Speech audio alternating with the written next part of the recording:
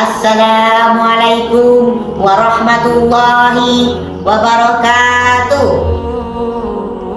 Alhamdulillahilladzi ja'alal qalama lil kitabah wal kitabah lil qiraah wal qiraah lil ma'rifah wal ma'rifah lil ibadah lillahi ta'ala. Pertama-tama marilah kita panjatkan puja dan puji syukur kita atas kehadiran Allah Subhanahu wa ta'ala, yang dimana atas berkah rahmat dan nikmatnya sehingga saya diberikan kesempatan untuk memberikan ceramah kepada para sahabat cendekia. Tak lupa pula sholawat serta salam selalu tercurah limpahkan kepada junjungan alam, yakni Nabi besar kita Nabi Muhammad Sallallahu Alaihi Wasallam, dengan sama-sama melafazkan Allahumma sholli ala sayyidina Muhammad wa ala ali sayyidina Muhammad.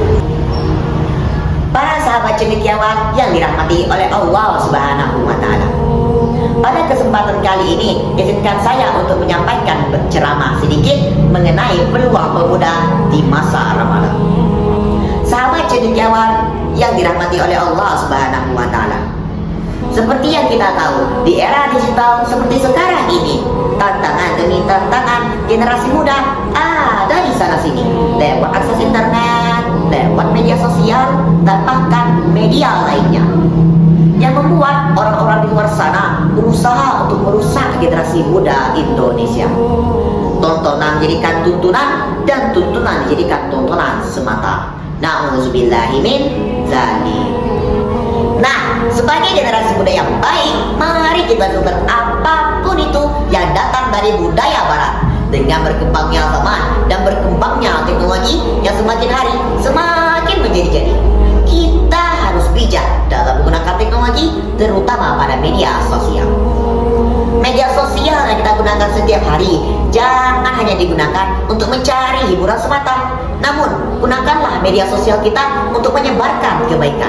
Misalnya dengan upload story WA, story di Instagram, atau bahkan mengupload video berisikan konten-konten hal-hal Islami lainnya. Inilah peluang bagi kita sebagai generasi muda untuk menyebarkan kebaikan.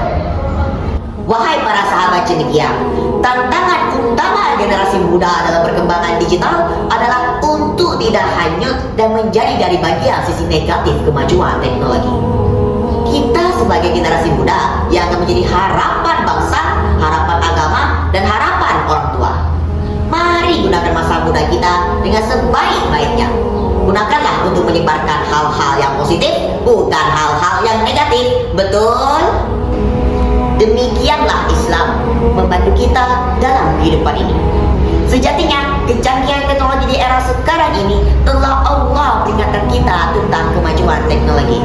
Allah Subhanahu wa ta'ala berfirman dalam Quran surah Al-An'am ayat 44 yang artinya, maka ketika mereka melupakan peringatan yang telah diberikan kepada mereka, kami pun membukakan semua pintu kesenangan bagi mereka, sehingga ketika mereka bergembira atas apa yang mereka terima, kami siksa mereka secara tiba-tiba. Maka ketika itu mereka terdiam berputus asa.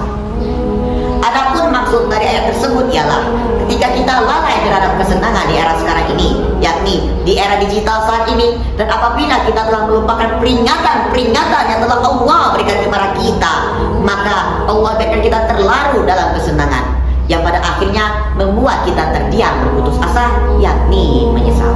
Oleh karena itu, marilah kita gunakan masa muda kita dengan sebaik-baiknya untuk selalu menyebarkan hal-hal kebaikan. Ingat, sebarkanlah hal-hal positif, bukan hal-hal yang negatif. Ingat ya para sahabat cendekia, scroll media sosial sambil rebahan boleh-boleh saja, tetapi jangan sampai lupa waktu untuk beribadah. Posting video di Instagram, Facebook, atau TikTok, bahkan YouTube, ataupun media sosial yang lain boleh-boleh saja, tetapi ingatlah selalu untuk menjaga etika dan adabnya. Hanya ini yang dapat saya sampaikan, terlebih terkurang mohon dimaafkan. Saya akhiri dengan kata wabillahi taufiq wal hidayah. Wassalamualaikum warahmatullahi wabarakatuh.